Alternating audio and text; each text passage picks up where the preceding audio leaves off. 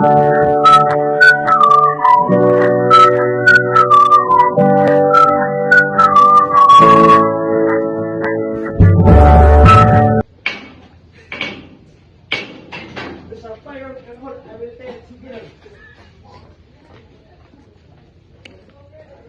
engineer. This is Boson speaking. There's a fire on cargo hold.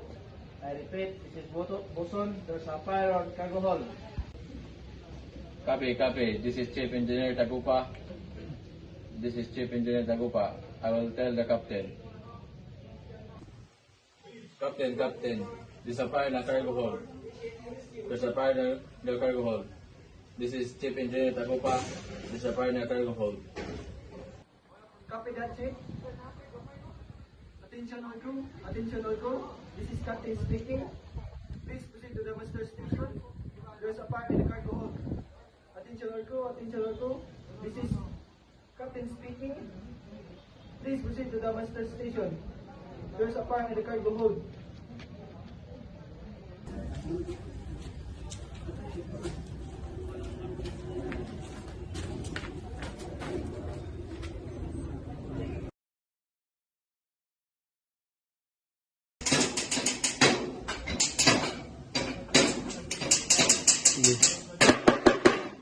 What's that kind of sound? I don't know. I think it's from the engine room. You should call the chief engineer. There's a failure in the engine. We should check. I think there's a failure in the engine room. What should we do? We should call the engineer. Yes. You should call and that's why we will fix that. Chief engineer, this is from the engine crew. Chief engineer, this is from the engine crew. I think there's a sudden failure in the engine room due to the storm. I repeat, I think there is a sudden failure in the engine room due to the storm. Copy that. I'm on the way, and I take to the engine room. What's the problem?